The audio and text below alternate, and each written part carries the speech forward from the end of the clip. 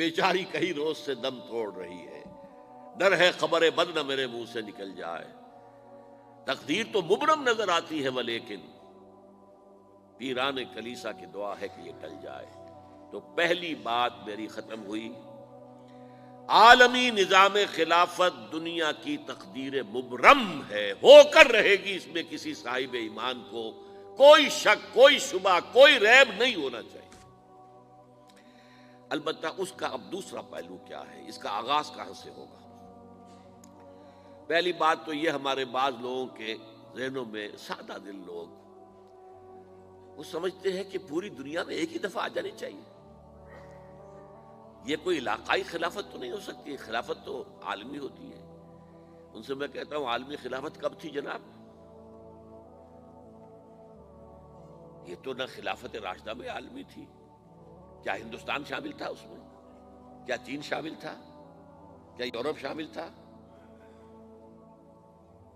اور پھر جو خلافت کے نام سے جو ملوکیت چلی ہے وہ بھی صرف آپ دور بنو امیہ میں کہہ سکتے ہیں کہ وہ پورا عالم اسلام کم سے کم اس کے تحت تھا۔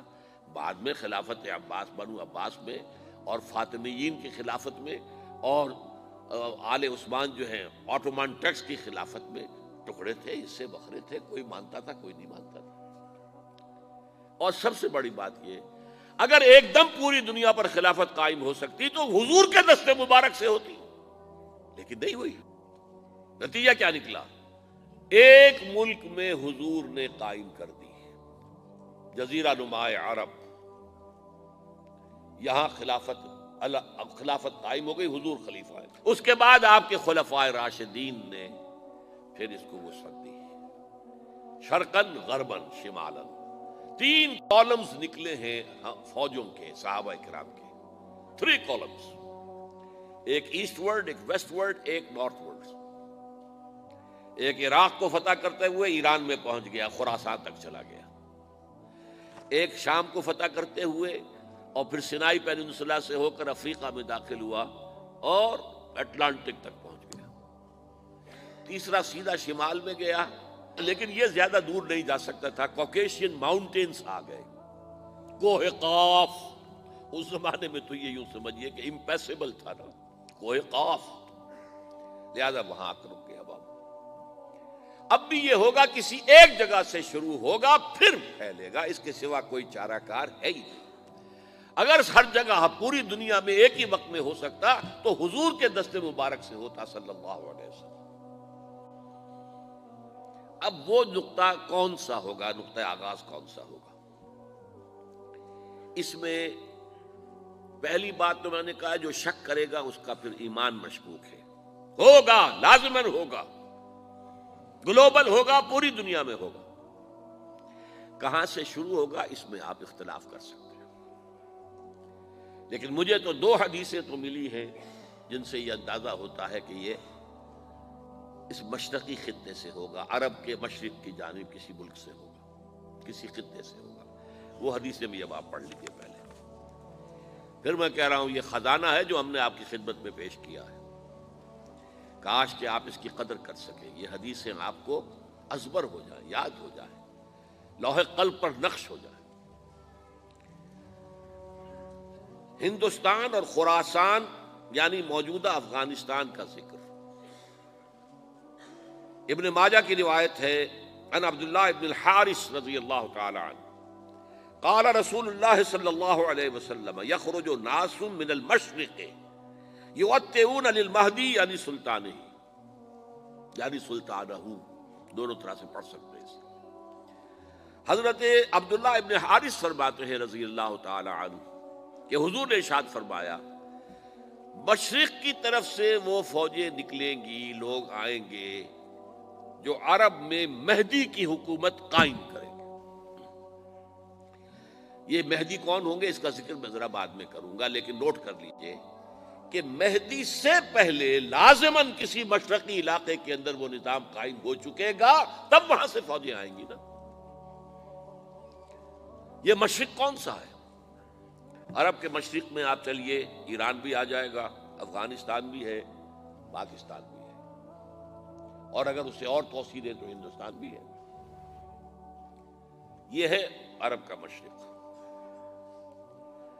اس سے فوجیں جائیں گی۔ اس کا کیا مطلب ہے کہ اس میں سے کسی جگہ پر نظام خلافت پہلے قائم ہو جائے گا، تاکہ وہاں سے فوجیں جائیں گی جو جزیرہ نما عرب میں حضرت مہدی کی حکومت کو قائم کریں گی۔ اب دوسری حدیث سنیے، یہ سنن ابن ماجہ کی حدیث تھی جو میں نے آپ کو سنائی، آپ نے پڑھی۔ دوسری، عن ابی ہریرہ رضی اللہ تعالی عنہ، یہ ترمذی شریف کی روایت ہے، قال قال رسول اللہ صلی اللہ علیہ وسلم یخرج من خراسان رایات سود لا یردها شیء حتی تنصب بایلیا، خراسان کے علاقے سے سیاہ جھنڈے لے کر فوجیں آئیں گی، ان کا رخ کوئی موڑ نہیں سکے گا، ان کو پیچھے پھیر نہیں سکیں گے کوئی بھی، یہاں تک کہ وہ یروشلم میں جا کر جھنڈے نصب کر دیں گے۔ ایلیا حضور کے زمانے میں یروشلم کو کہتے تھے۔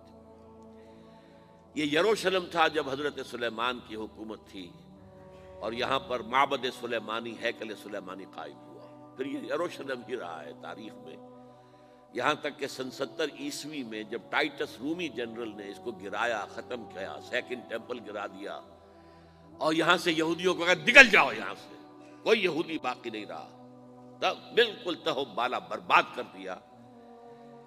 اس کے کوئی 150 سال بعد ہیڈریان، رومن ایمپرر ہیڈریان، اس نے پھر دوبارہ آباد کیا اس شہر کو۔ 150 سال تک یہ بالکل بنجر اور بالکل غیر آباد پڑا تھا۔ اب ہیڈریان نے جب آباد کیا تو اس کا نام ایلیا رکھا، اب یروشلم نام نہیں تھا، تو حضور کے زمانے میں پھر اس کا نام ایلیا تھا۔ اور اب اس سے کیا معلوم ہو رہا ہے کہ یہ یروشلم مسلمانوں کے قبضے سے اس وقت نکلا ہوا ہوگا، ایک دفعہ پہلے نکلا تھا، سن 1099 عیسوی میں مسلمانوں کے ہاتھ سے نکلا، کروسیڈرز عیسائیوں نے آ کر اس کو قبضے میں کیا، لاکھوں مسلمانوں کو مارا، قتل کیا۔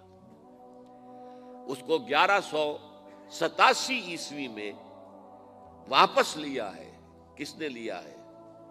صلاح الدین ایوبی کرد۔ عرب کھوکھلے ہو چکے تھے، عربوں نے کھویا، واپس نہیں لے سکے، بہت حکومت کر چکے تھے، 400-500 برس کی حکومت کر کے، اور ان کے عیش اور ان کے آرام، اب ان میں جان نہیں تھی کہ وہ واپس لے سکے۔ واپس لینے والا گرم کرد خون تھا، صلاح الدین ایوبی۔ تو گویا کہ اب آپ سمجھئے کہ 88 برس تک عیسائیوں کا قبضہ رہا یروشلم پر۔ اب 1967 میں یہودیوں نے قبضہ کیا ہے، اور اب 38 برس تو ہو گئے، 88 نہیں تو 38 برس تو ہو گئے ہیں، لیکن وہ دور آئے گا کہ اب پھر لیں گے، لینے والے عرب بھی نہیں ہوں گے، خراسان کے علاقے سے فوجیں آئیں گی۔ یہ خراسان کیا تھا؟ ایلیا تو میں نے آپ کو بتا دیا، یروشلم کا نام ہے۔ خراسان اس زمانے میں ایک بہت بڑے ملک کو کہتے تھے، کچھ حصہ پاکستان کا بھی اس میں شامل ہے، کچھ حصہ ایران کا بھی ہے، ایران کے اس حصے کو اب بھی خراسان کہتے ہیں، وہ ایک صوبہ ہے، خراسان ایک صوبہ ہے ایران کا چھوٹا سا۔ پاکستان میں خاص طور پر یہ جو علاقہ مالا کنڈ ایجنسی کہلاتی ہے، اس سے اوپر جتنا علاقہ ہے، اور یہ جو واخان کی ایک پٹی آتی ہے اوپر، واخان افغانستان کی ایک پٹی سی دم سی چلی آتی ہے جو جا کر چائنا کی سرحد سے مل جاتی ہے، یہاں سے لے کے یہاں تک یہ جو مالا کنڈ کا وہ درہ ہے اور پہاڑ ہے، یہ بھی خراسان کا حصہ ہے۔ باقی تقریباً 2/3 آف افغانستان ساؤدرن حصہ نہیں ہے خراسان کا حصہ، یہ سیستان کہلاتا تھا، یہ خراسان نہیں ہے، لیکن یہ کہ اوپر کا 2/3 آف افغانستان، اور اس کے ساتھ یہ جو عرب جو اب یہ ترک ممالک آزاد ہوئے ہیں سوویت یونین کی ڈسولوشن کے ساتھ، یہ سارا علاقہ کہلاتا ہے خراسان بزرگ، دی گریٹ خراسان۔